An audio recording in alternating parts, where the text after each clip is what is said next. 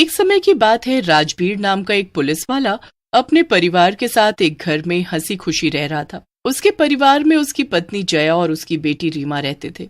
राजबीर बड़ा ही ईमानदार पुलिस वाला था। उसकी ड्यूटी जेल में रहती थी और वो पूरी ईमानदारी से अपनी ड्यूटी निभाता था। एक दिन की बात है, जब राजबीर जेल में चक्कर मार रहा था, वहां पर वो देखता है कुछ कैदी आपस में लड़ाई कर रहे हैं। राजबीर उन पर चिल्लाता है। राजबीर को आए दिन जेल में कुछ न कुछ देखने को मिल जाता था। वहां कुछ कैदी ठीक भी थे और कुछ बहुत ही खतरनाक। पूरा दिन उसका उन्हीं लोगों में निकल जाता था। एक दिन की बात है, जब राजबीर अपनी ड्यूटी से घर वापस आता है। पापा पापा, मैं आपका ही इंतजार कर रही थी। अच्छा जी, पर ऐसा क्यों? बताओ, क्या काम है पापा से आज? आपकी बेटी को नई गाड़ी चाहिए। हाँ पापा, गाड़ी। मेरी सारी सहेलियां अब गाड़ी में कॉलेज आती हैं, मुझे भी गाड़ी चाहिए। प्लीज पापा, दिलवा दो ना। इसके बारे में मुझे सोचना पड़ेगा। अगर तुम्हारे इस बार नंबर अच्छे आए तो मैं सोचूंगा कि तुम्हें गाड़ी दिलवाऊं या नहीं। पक्का पापा? मेरे नंबर बहुत ही अच्छे आएंगे, तो बस आप गाड़ी के लिए तैयार रहिए। रीमा खुशी खुशी अपने कमरे में भाग जाती है। जया और राजबीर दोनों खूब हंसते हैं। आपकी बेटी भी ना कम नहीं है। थोड़े दिन बाद रीमा का रिजल्ट आता है और उसके बड़े ही अच्छे नंबर आते हैं। राजबीर खुश होकर रीमा को एक गाड़ी दिला ही देता है। रीमा गाड़ी लेकर बड़ी खुश होती है और बड़े शौक से कॉलेज लेकर जाती है। रीमा की नई गाड़ी देखकर सब सहेलियां उसके पास आ जाती हैं। वाह रीमा, तेरे पापा ने तो सच में तुझे नई गाड़ी दिलवा दी। हाँ, मैंने बोला था ना, मेरे पापा हैं ही बहुत अच्छे। तो अब कब लेकर जा रही हो हमें नई गाड़ी में घुमाने? अरे उसमें क्या, अभी चलो। अभी नहीं, वीकेंड पर चलते हैं 2 दिन के लिए, बड़ा मजा आएगा। पर पापा, अभी तो तूने बोला तेरे पापा बहुत अच्छे हैं। हाँ वो तो है ही, मैं उनसे आज ही बात करती हूँ। रीमा घर जाकर अपने पापा से घूमने जाने की परमिशन लेती है। राजबीर उसे साफ मना कर देता है। पापा, मेरी बहुत बेइज्जती हो जाएगी। माँ प्लीज पापा को समझाओ ना। रीमा अपने पापा को बहुत समझाती है और आखिरकार उसके पापा उसको जाने की परमिशन दे देते हैं। वीकेंड पर रीमा अपनी सहेलियों के साथ घूमने निकल जाती है। रीमा मजे में गाड़ी चला रही होती है और दोनों सहेलियां खूब मस्ती कर रही होती हैं। रीमा गाड़ी चला ही रही होती है कि सामने उसे एक आदमी दिखता है। रीमा को अंधेरे की वजह से उसकी ठीक से शक्ल नहीं दिख रही होती। अरे देखना, वो आदमी कैसे बीच रास्ते में खड़ा हुआ है। अरे हाँ रे, बड़ा अजीब है जो हट भी नहीं रहा। रीमा हॉर्न पर हॉर्न बजाती है, पर वो आदमी हटने का नाम नहीं लेता। रीमा उसके पास आकर एकदम ब्रेक लगाती है और जोर से चिल्लाती है। दिखाई नहीं देता क्या तुमको? कब से हॉर्न बजा रही हो? तीनों गुस्से से बाहर आती हैं और उस आदमी पर चिल्लाने लगती हैं। अरे मुझे माफ कर दो, मेरी मजबूरी ना होती तो मैं ऐसे आपकी गाड़ी के आगे खड़ा ना होता। दरअसल मेरे बेटे को बीमारी है तो मैं उसके लिए शहर जा रहा था हॉस्पिटल पता करने। अब मेरे पास किराए के पैसे नहीं थे तो बस सोचा कि कोई इस रास्ते से जाएगा तो मैं उससे लिफ्ट मांग लूंगा। आपकी बड़ी कृपा होगी अगर आप मुझे आगे तक छोड़ दें। अरे रीमा, पता नहीं कौन आदमी है, छोड़ इसे, चलते हैं। नहीं, कोई भला आदमी लग रहा है। ठीक है, आप बैठ जाओ गाड़ी में, हम आपको आगे तक छोड़ देंगे। वो आदमी मुस्कुराता है और जाकर गाड़ी में बैठ जाता है। उसके बैठने के बाद सब चुप हो जाते हैं और कोई आपस में ज्यादा बात भी नहीं करता। उस आदमी के बैठते ही सबको बड़ा अजीब सा महसूस होता है, पर कोई किसी को कुछ बोल नहीं पा रहा होता। रीमा गाड़ी चला रही होती है और तभी गाड़ी एक पुल के नीचे से गुजरती है। वहां एकदम अंधेरा होता है और जैसे ही गाड़ी पुल से बाहर आती है तो शीना गाड़ी से गायब होती है। अरे रीमा, ये शीना कहाँ गई? अरे यार, ये शीना कहाँ चली गई? अभी तो थी। अरे ये कैसे हो सकता है, तुम भी तो यहीं बैठी थे, कहाँ गई हमारी दोस्त?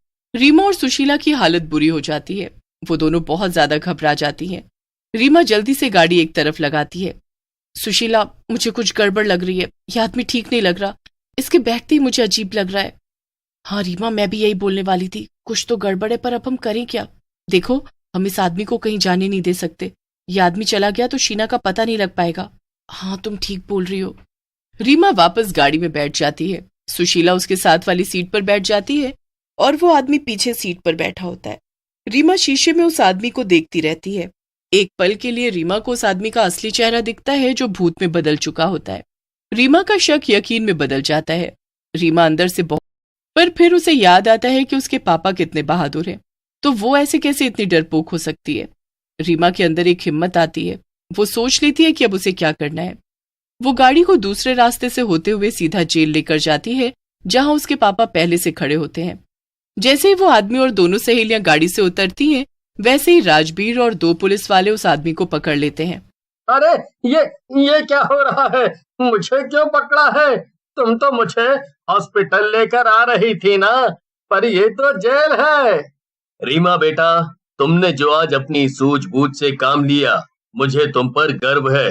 अच्छा हुआ तुमने चुपके से मैसेज में मुझे सब बता दिया। चलो अब तुम दोनों घर जाओ और इसे मेरे हवाले छोड़ दो। राजबीर उस आदमी को जेल में ले जाकर बंद कर देता है और उससे शीना के बारे में पूछता है।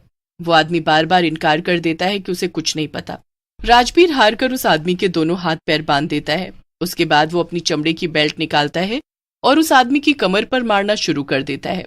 2-4 बेल्ट पड़ते ही उस आदमी की चीख निकल आती है और चीख के साथ साथ उसका असली रूप भी बाहर आ जाता है। वो सच में एक भूत ही होता है। सही बोला था रीमा ने। तू कोई इंसान नहीं, एक भूत है। पर मुझे तो जैसे भूत का भूत भी उतारना अच्छे से आता है। अरे अरे पर मैंने किया क्या है? अच्छा बताऊं अभी तूने क्या किया है? बता, तूने शीना को कहाँ गायब किया है? कौन शीना? मैं किसी शीना को नहीं जानता। राजबीर फिर अपना मोटा सा डंडा उठाता है और उसके पैरों में मारता है। जब तक तू नहीं बताएगा तब तक मैं तुझे ऐसे ही मारता रहूंगा। और हाँ, अभी तो मैंने तुझे कुछ मारा भी नहीं है। तुझे पता नहीं है कि मेरे पास कैसे कैसे तरीके हैं तुम जैसों से सच उगलवाने के लिए। राजबीर वहां से चला जाता है। वो भूत को वहां बांध कर जाता है। भूत चिल्लाता रह जाता है पर राजबीर उसके हाथ पैर नहीं खोलता। अब घर जाकर राजबीर रीमा से बात करता है। मतलब शीना को गायब करने में पक्का उसी का हाथ है। रीमा राजबीर को बताती है कि कैसे उस भूत ने उनसे सुनसान रास्ते में अपने बेटे के नाम पर झूठ बोलकर लिफ्ट मांगी और फिर रास्ते में जैसे ही पुल के नीचे अंधेरा हुआ तो शीना गायब हो गई। मुझे तो शीना की बहुत चिंता हो रही है। पता नहीं किस हाल में और कहाँ होगी वो। देखो, ये भूत वगैरह पिटाई से नहीं मानते। इनके लिए तो कोई बाबा या तांत्रिक होना चाहिए। उनकी पिटाई से ही वो काबू में आएगा और सच उगलेगा। मेरी सहेली मीनाक्षी के बेटे के ऊपर भी कोई भूत का चक्कर था, तब वो एक तांत्रिक के पास गई थी, उसी से वो ठीक हुआ था। आप भी उसके पास जाकर सब बात बताओ। राजबीर अगले ही दिन उस तांत्रिक के पास जाता है और उसको सारी बात बताता है। तांत्रिक राजबीर को एक डंडा देता है जिस पर उसने अपनी तंत्र विद्या का इस्तेमाल किया होता है। राजबीर वो डंडा लेकर जेल पहुंचता है। उसके बाद वो सीधा भूत के कमरे में जाता है जहां वो भूत बंधा हुआ होता है। राजबीर फिर तांत्रिक का दिया डंडा दिखाता है और एक जोर से उसके घुटनों में मारता है। एक डंडे में ही भूत की हालत बुरी हो जाती है। उसका घुटना ही टूट जाता है और वो इस बार सच में चिल्लाने लगता है। राजबीर इस बार अपना डंडा उठाता है और उस भूत को पीटता ही चला जाता है। भूत की चीख पूरे जेल में सुनाई दे रही होती है, पर राजबीर रुकने का नाम नहीं लेता। एक एक करके राजबीर उस भूत की सारी हड्डी पसली तोड़ देता है। इधर भूत की चीख सुनकर सब कैदियों की हालत बुरी हो रही होती है और एक तरफ भूत की हालत। जब वो भूत अपने पैरों पर खड़े होने लायक भी नहीं रहता, तब वो राजबीर के आगे अपने हाथ जोड़ता है। मैं बताता हूँ, मैं सब बताता हूँ। वो जिस पुल से गायब हुई थी वही पास में एक झरना है। झरने के पास एक खंडहर है।